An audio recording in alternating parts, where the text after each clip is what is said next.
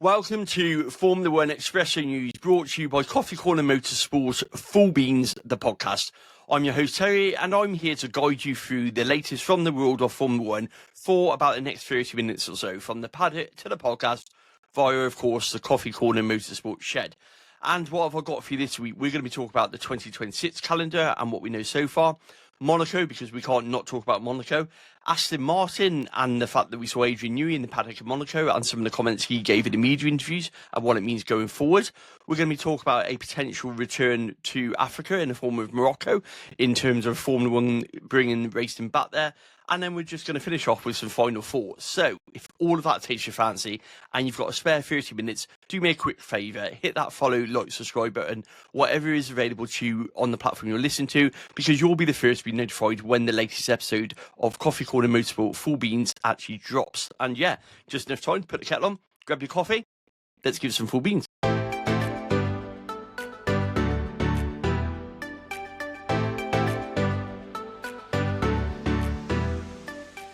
Okay, 2026 calendar. Now, the 2026 calendar is pretty much set in stone. It's there, ready to be released. The reason it's not been released is because they're waiting for confirmation that Madrid is going to be ready on time and able to take its slot, which I believe is around the September time, on the 2026 calendar. That's what they're waiting for. That's purely what's going on with this. There's no sort of conspiracy behind it. Once they know that that's going to be fine, they're going to release it. It's pretty much set in stone, and there are some changes coming to the calendar that we do know of that I want to share with you. First and foremost, Australia will be once again the season opener. This is a deal that they've got with Formula 1 in the sense of if Bahrain can't hold it due to Ramadan, which is what happened this year, that will be occurring again next year. If Bahrain can't hold it due to that, then it defaults to Australia. That's set in stone in the contract, and that's what's going to happen for 2026. So we will be starting off in Australia. There are no official confirmation of all of these things because we're all waiting for the calendar to be released. And with regards to the tracks, they won't advertise it until Formula 1 say they can do it. So that's why you're not seeing this on social media. You're all hearing whispers of it. We saw a post, I think it was Planet F1, talked about Australia coming back. But that is confirmed. Australia will be back. China, Saudi Arabia, Japan will keep their early season slot, which is what they did this year. That seemed to work well for the teams and for Formula 1 in the South. So that'd be staying as it is. Canada is one of the big movers. They're going to move to late May to pair up with Miami. Now, Canada has kind of been an anomaly in the European legs for so many years now. Yeah, we out this triple header now, and then we go to Canada, and then we go back into Europe. It kind of doesn't make any sense. So moving Canada makes sense for transatlantic flights. It makes sense for trying to pair it out with Miami. Logistically, much easier for the teams, and I can certainly see where that's happening. So that's going to move that one. That, of course, means there's a change from Monaco. Now, Monaco will go to early June. This is also to stop a scheduling clash. Zach Brown's probably has something to do with this, so he can get to Indy 500 and then the motorsport events. But there's been a big sort of thing about the Indy 500, Monaco clashing, all these big prestigious motorsport events all clashing. So they're going to offset it by going into early June with Monaco from next year. I believe Monaco have already tweeted the sort of date out when they said that, you can book next year or thank you for this year, we'll see you next year, which is banging in the early June sort of side of things. As I said, Madrid is coming online in September. Now, remember, we are still having Barcelona for 2026. There will be 2 Spanish Grand Prix. Obviously, we're losing Imola, so that's where the sort of makeup comes back into it. Spa isn't rotational yet, but it's coming. And, of course, the Dutch Grand Prix is in its final year as well in 2026 as well. The end of the season will continue with that triple header theme that we've seen, which is Vegas, Qatar, Abu Dhabi. Abu Dhabi obviously pay a load of money to have the end of season races, and that'll be continuing as well. So that part of the calendar will pretty much stay the same as well. No news yet on sprint races and what it means, if there's going to be more going forward, if they're going to rotate the tracks. There's been zero of that from Formula 1. But like I said, I'm expecting the calendar to be released pretty soon. A lot of tracks are getting a bit edgy now. The fact that we're going into the summer and we've not had it. Last year we had it about April time. We had it quite early last year. So I know a lot of the tracks and a lot of the organisers want it set in stone and want it released. So Formula 1 are working feverishly behind the scenes to make sure that Madrid's going to be the one. There is talk they're just going to release it anyway and put like an asterisk by Madrid and swap it out if they have to, if it's not going to be ready on time. But there's obviously the work on the Madrid track has now started. That started in May, so they have made some inroads onto it and started digging it up. Yeah, some interesting talk on the Formula 1 calendar. If you listen to Fernando Alonso, he's just been made an ambassador for Barcelona this week. as in the track that is. He's saying that Barcelona's going to stay on the calendar. I'm not too sure it will. If I'm honest, the organisers are the same. So the organisers for the Barcelona Grand Prix are the same organisers as the Madrid Grand Prix. So in terms of a monetary income, they're still going to get that. It is going to be a shame to lose Barcelona, and we've got some fond memories. We were there last year, obviously for 3 days in the paddock there. So, it holds a special place in our heart, and we had an amazing experience there. It was a last-minute booking when we went. We didn't really know what to expect, and it turned into like one of the best race weekends we've ever had. It was a great track to see some races. It was great tracks in terms of accessibility and getting there from the middle of Barcelona, which, for those who've been to a Spa or have been to a Silverstone will tell you that's not always the case. So for me, actually, it was a really good track. We know that the teams enjoy racing there because it's, high demand, but also tells them a lot about their cars. It's a great testing bed for them, as we know from previous years of being at the forefront of it. So it will be a shame to see Barcelona go, if I'm honest. But I really can't see a Formula One calendar that has 2 Spanish Grand Prix on it, if I'm honest, or the reason why we would be losing places like Imola. They talked about Imola being lost because one of the reasons was having 2 Italian Grand Prix. And I mean this with the greatest respect to Spain. If Italy, with all of their support with Ferrari, can't hold on to 2 Italian Grand Prix, I'm struggling to find how Formula One will allow Spain to do exactly the same. It remains to be seen, but as it stands, Barcelona will disappear at the end of 2026, so 1 more year there. Let's go on to Monaco. I don't know what to do about Monaco, just in general. Lando Norris obviously took pole in the victory. It was a flawless weekend. McLaren's first win since 2008. Great win for Lando. He controlled the race. It was, textbook for him. Definitely needed it after, obviously, Oscar coming to the European leg with all that memento. Obviously, it's now shifted more towards Lando. Oscar's had a bad couple of races now, to be honest. He's going to be looking to bounce back in Spain, that's for sure. Charles Leclerc finished P2. I'd say that was a success for Ferrari when you consider what they come into the weekend talking about. And then, obviously, like I said, Oscar coming P3. But we had the 2-stop tyre pit stop rule, didn't we? And we can't not talk about that. It was absolute catastrophe. It was confusing. We didn't know what was going on. I get why Formula One tried to introduce it, or should I say the FIA tried to introduce it to spice up the racing. But ultimately, it just didn't work. Ultimately, the teams just found a better tactic. It also helped, of course, when the teams qualified one behind each other in terms of their cars. That allowed them to deploy the tactics that we saw started by Racing Bulls, obviously then favoured by Williams going forward, in the sense of backing each other up. Lots of controversy about this, but ultimately it's team tactics. It's a team sport. The teams are in it to win the Constructors' Championship. They're in it for points. They're not in it for drivers' points. And the drivers will do what they're told because that's who you pay their wages. So I don't actually blame any of the teams for this. I don't blame any of the drivers for this. Far from it. They're just doing what they're told. But I also can understand why Williams now with so many straight points in the points with double points, it's a huge win for them to be able to keep Mercedes behind them and going into it. So I think for me, it just, once again emphasised that when we try to artificially influence racing, it invariably goes wrong. I keep saying this, Monaco, the cars are too big, they're too heavy. It's simple logistics. We go watch Formula E racing there, we get pretty much the same track, and we get lots of overtaking. So overtaking can be done on the streets of Monaco, but it can't be done in Formula One cars, the size they are and the weight they are. Now, the new regulations next year are only going to make them slightly smaller. So all of this talk of we'll wait for next year, I'm not too convinced on it, because ultimately it's a very minor difference in the size. So I think we're going to have the same problems. Monaco brings a massive commercial value to both Formula One and to the teams. We can see that from the activations there. We see it from, the sort of parties there. We see it from, just what we see from Monaco. So I understand why Monaco is on the calendar from a commercial point of view, from a history point of view, a heritage point of view. All these things are valid points, but also from a pure racing point of view, we're all frustrated with Monaco and what it currently brings. And the fact that, the only exciting part about Monaco is qualifying on Saturday afternoon. And I don't know how Formula One fix that. I've seen Alex Wirtz's sort of comments about changing it. One where it moves the chicane down, coming out the tunnel. One was changing the final bend, I think it was. And the other bit was infilling part of the marina to make for a bigger track. I don't see any of them being viable options, to be honest, in terms of, infilling the marina and stuff like that. I don't see Monaco going for that. I think for Formula One, they need to just really think about, is the commercial benefit worth what they're seeing? I mean, I think I saw 250,000 people were there over the course of the race weekend.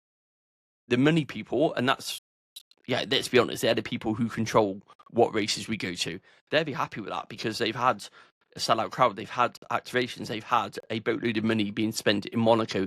The team's been able to do the hospitality to a whole new level. So in terms of Formula One as a business, they're actually quite happy with Monaco. And I think if you listen to Toto Wolff talking after, trying to be defensive in Monaco, it's quite interesting that he was playing that very corporate Formula One line compared to what you probably thought about the racing, which was a pretty shit, to be honest. But when you listen to all of the teams, they're all talking about how it's great to be in Monaco, but no one's telling you how great it is to race around Monaco. Those are two very key differences here, aren't they?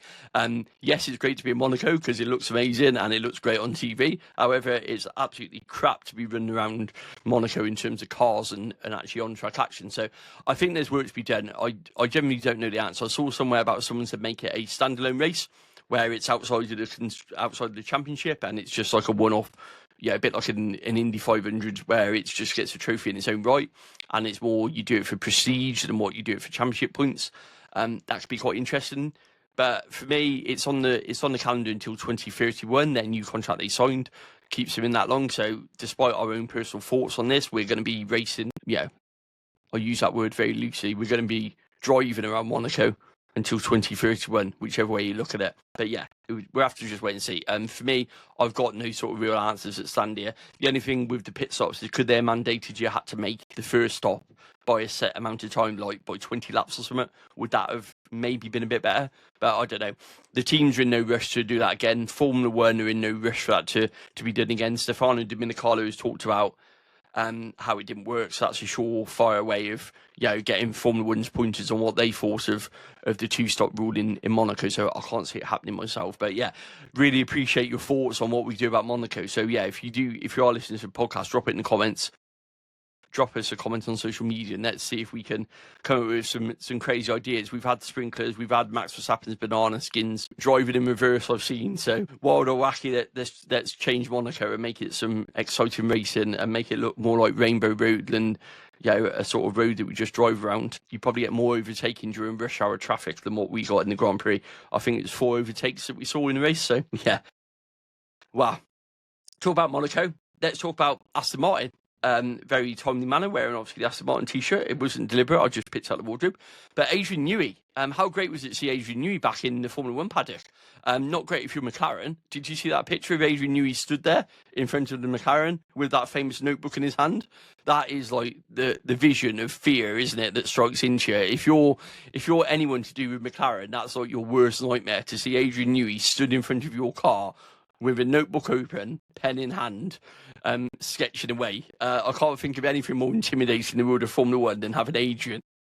Looked really weird seeing him in green. I know Christian Horner commented that he looked like a giant bogey, having a laugh and a joke. But from a point of view of seeing Adrian back in Formula One, in terms of seeing him back in a track atmosphere, back on the track, he was, I think, doing some work for the RB17 Red Bull project as well. That was on display there. So I think it was like a bit of a double outing for him, in the sense of he was meeting with investors for that. So even though he probably wasn't seen in Aston Martin hospitality, seen in Red Bull hospitality, I should say, he was obviously seen in Aston Martin hospitality, not seen in Red Bull hospitality. I know he was there talking to prospective clients and stuff like that as well, I believe. So I think that's another reason why it's there. You'll see the pictures from Red Bull. They had Adrian's designed car obviously taking centre place on their floated motorhome that they have in Monaco. It's good to see him there. Like I say, he gave a couple of press insights, some interesting bits he talked about. So he talked about the 2025 car and how he's not directly involved in it, but he is talking to the design team during his lunch break. And that's code for Adrian is designing parts that can be tried on 2025 car during his lunch break and sliding them across a sort of track a thing at Silverstone, isn't there? So we know that Aston Martin are dreaming big, but we know they got a hell of a long way to go. Their performance this season has been pretty woeful. Lance Stroll 14 points, 11th in the championship. Fernando Alonso on 0 points, another retirement last week in Monaco. And so it's one of those things where Max will make the choice over what he's doing for 2026. Adrian's talked about that if they want to attract someone like Max Verstappen, they need to build a fast car, basically. He said that's Max's criteria.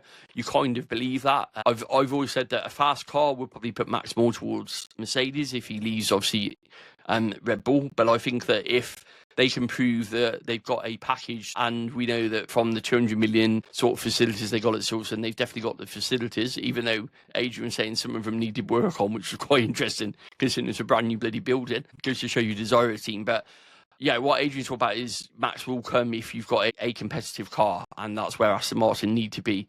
And ultimately, Andy Carr was talking about how Adrian's raising the standard in Aston Martin. He's raising the team in terms of what level he's performing at and where they go with this. So I think there's a lot of that going on. I think there's a lot of Aston Martin readjusting to a new way of working. We know that they've got Cardall coming on board as well. So his gardening leave is about to finish June, July time, I believe it is. So he's due to start anytime soon. So that's going to be a big boost as well for Aston Martin in terms of adding to their technical team.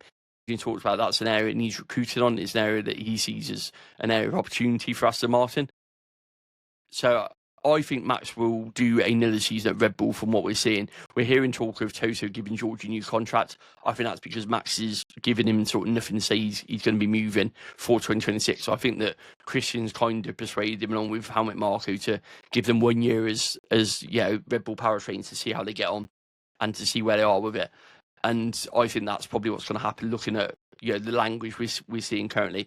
There was obviously that talk of Christian Horner going after Imola, which, as I said on the podcast at the time, was complete rubbish. That's clearly true because Christian's still in charge. Red Bull won in Imola, didn't really set the world light in Monaco, but even so, there was talk that Ferrari have approached Christian. I don't think that's true as such. I think Ferrari are probably sounding ideas out if Red Bull were to part with Christian. Despite what people think about Christian in terms of obviously what happened off track last year, as a team principal, he's been hugely successful for Red Bull. And I think that if an opportunity comes up where he's not at Red Bull, I think a lot of Formula One teams would look at Christian Horner. I mean, I even saw a far-fetched thing which said, could Christian Horner end up at Aston Martin with Adrian and with Max back there? I mean, strange things happen in the world of Formula One, haven't they? If Red Bull did decide to make a change, I'm sure that Lawrence would throw a checkbook at Christian Horner to get him on board at Silverstone. So I think interesting times. I think at the moment Christian's staying where he is. I don't see any reason to see that Christian's going. I just think that maybe trying to put a bit of pressure on Fred Vasseur. We talked about that on last week's podcast, how he's going to be under pressure to deliver. So maybe there's a bit about that as well going on.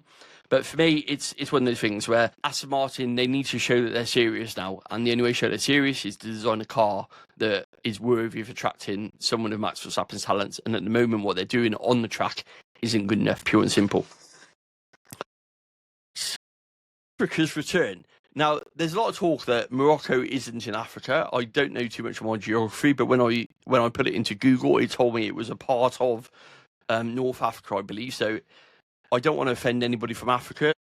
If Morocco isn't classed as being in Africa, I do apologise. I'm only going on what's going on with regards to the information I can find. But either way, Morocco has entered the frame with a 1.2 billion bid, led by the former McLaren boss, Eric Boullier, to take racing back there. Now, we know that Thailand is in final talks with Formula One, and the Thailand bid is backed by Red Bull. We know that obviously Red Bull have the Thai owner, and they're pretty much a silent partner in the sense of this bid to bring racing back to Thailand.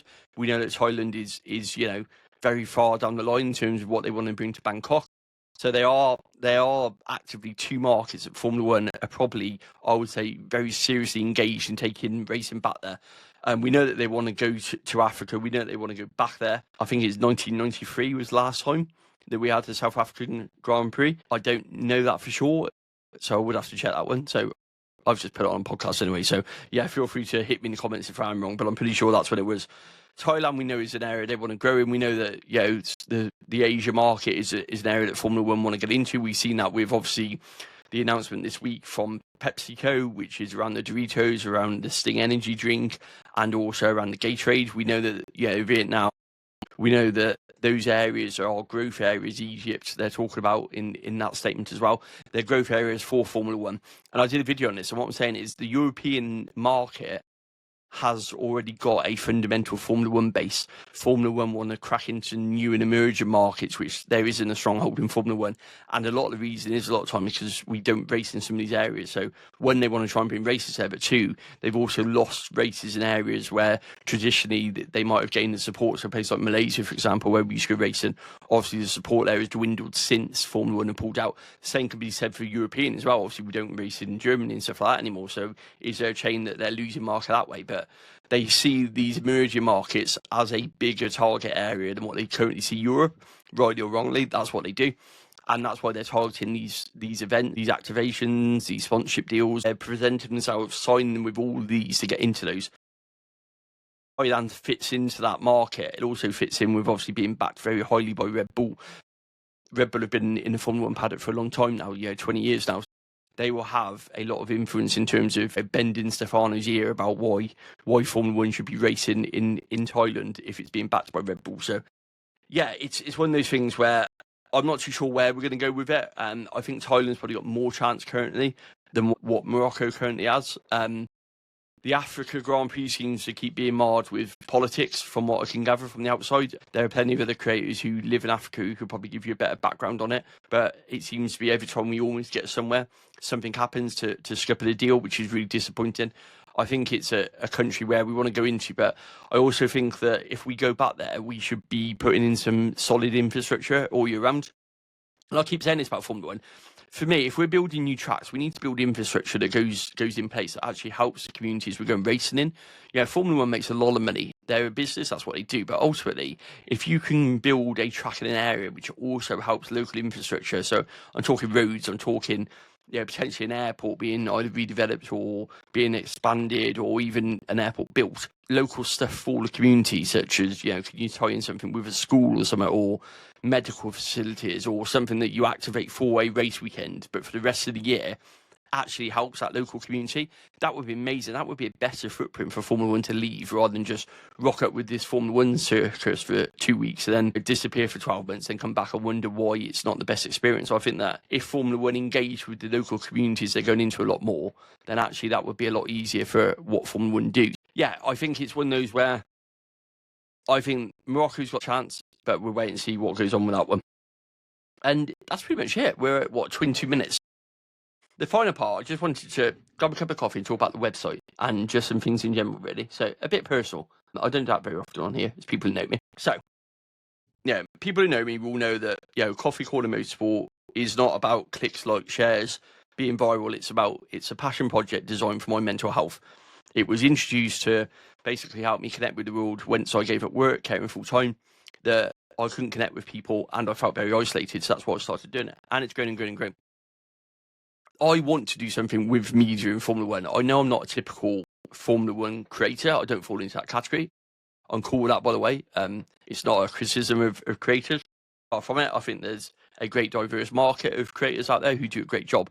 And I also think there's a lot of creators who do a lot better job than me as well. So there's a reality that I fall into a very different bracket. Too old for a lot of things, and with the care and responsibility it makes it hard. So media is something I want to do. But to do media in something like Formula One, they're very traditionalist. They don't take into account social media standing. So no matter how many likes, shares, follows, video views you have on social media, when you apply for anything to do with like Formula One accreditation, it doesn't count. It counts for literally zero. And you can obviously get invited into Formula One events as an influencer. Of course you can. But I want to do something different. Yeah, the whole point of Coffee Corner was about bringing news differently. It was about doing something that somebody hasn't done before. It was about doing something from the ground upwards. It was about taking an idea, sat in a kitchen with a cup of coffee and seeing how far it can go. The website was built for two purposes. One, I actually quite enjoy writing, but I appreciate I'm not a journalist, so I'll make mistakes on it. So I hold my hands up for that one. And I don't always get it right, but that's part of learning, isn't it? But I also feel really strongly about when I put something out there, it should be something I'm proud of because it's got my name to it ultimately. And I'm proud of the website. I'm proud of what it's done. I'm proud of how many likes and shares it's got people coming towards it. Now, I know there's been some people who have messaged and put in the comments that they don't particularly like articles, that they prefer to just have videos and stuff. And you know what? That's cool. I've tried to balance both. So I've tried to make sure that the videos are stayed the same, but also the articles are there to give a deeper context. And for me, they serve as a media outlet so that I can hopefully, once people start clicking and sharing and going onto the website a lot more, prove that there's an audience for it. That's what, the website's about. It's about sharing those articles, but it's also about trying to gather support that people want to see this style of media. They want to see this new way of doing it, which is, not glorified clickbait articles. It's more factual. It's more to the point. It's asking the questions and the topics that, as fans, we really want to know about. And that's really important to me, because ultimately that's what I am. I'm a fan who does this as a hobby. And I want to show the people within Formula One media, within other media outlets, that there's a place for this sort of media in the modern day world, and that actually more people could be able to do it. I want to go into the paddock and ask questions. I want to be the one to ask these questions, to sit down with people and interview them and chat to them. That's a dream of mine that I've had from an early age, that it probably now is something that's more realistic than what it's ever been. And that's only realistic due to people being on the website and sharing and clicking. So whilst I appreciate people's feedback in the sense of, people are not overly happy with it, I've also been overwhelmed by the people who are happy with it and who have said that actually they've enjoyed reading the articles and the way they're written and the other bits. So it's a genuine thank you from me for all the people who have been to the website. If you haven't, please check it out. It's www.coffeecornermotorsport.com, and you click on articles and you'll get all the latest articles. There's Formula 1 news, there's Formula 2 news, there's Formula E news, there's F1 Academy news, and there's a bit of IndyCar news on there as well. So I've tried to brand it out as well in terms of an extension, because ultimately I've been able to get Formula E accreditation, and that's really important to me to keep that going. The car are now sending me stuff, which is great. I've been starting to get media stuff from Formula 1 teams, so that's really, really great and really handy. As I've said before in the past, that's great for news and stuff. It's only done because people are on the platform and people are sharing and liking and commenting it. Like I say, there have been a few people who have unfollowed and gone away, and like I said, that's cool. People could do that. It's not you should do this at all. I just wanted to explain a bit more about it. There's a personal side to it as well. Is this week, for example, we've had a really tough week. We've had seizures to deal with. We've had a lot of late night care and responsibility. It's very hard sometimes to do a video when you've had like zero sleep. It's very hard to get content out there when you've done a zero sleep. And it's not an excuse. And I never want to sound like I'm apologising, because it's not about that. It's about just a basic understanding. I can sometimes write a lot easier when it's quiet at 1 a.m. and I'm sat on the floor with Jensen when he's recovering from the seizure, and I'm just keeping a quick eye on him to make sure he's okay. It's a lot easier to get out my laptop and write than obviously what it is to film a video. It's a lot probably better for me to use that as an outlet as well, because otherwise I'm overthinking stuff and stressing about stuff, and that's really bad for your mental health and stuff. For me, it's kind of a bit like a therapy doing the writing, I suppose, is the best way to describe it. So I want to continue doing that. So like I said, I appreciate people who have, commented, been on the website, been on there and shared it. I really appreciate it. I genuinely do. I didn't expect people to go onto it as much as they have done. So I'm generally blown away from that. But I also just wanted to explain a bit about it. Ultimately, it's about me trying to do something. I want to take this to something which hasn't been done before, which is, can we take some from a kitchen, from a shed to a Formula 1 paddock? Can we actually show the world? And if that means partner up with somebody, if that means a media outlet gets in touch and we partner up, that's cool. I'm willing to have a look at all the options, providing it fits with what I still want to do. But for me, I really want to be at a position where I can actually bring you news from the paddock.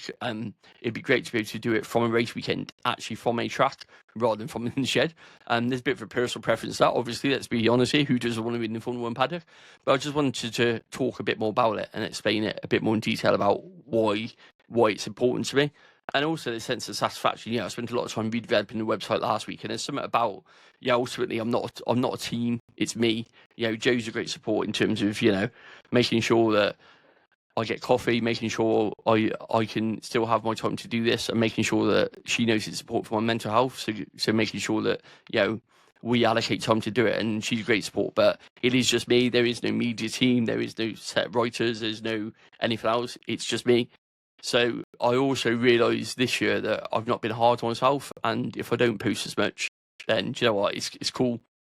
I'll try and get to the important stuff and try and make sure you kept up to date. But there's also a reality of when you're doing it solo, it can take a lot of time up and a lot of demands up. So I just want to talk about that a bit, and just wanted to sort of reach out to why the website's important to me, and why the writing's in there, and why I've been plugging the links, and why I've been plugging, directing people to the article, because ultimately it's a website that people don't know about as well. So I'm naturally going to use my social media to try and get people to go there. That's just common sense. like I say, for the people who are upset, I apologise.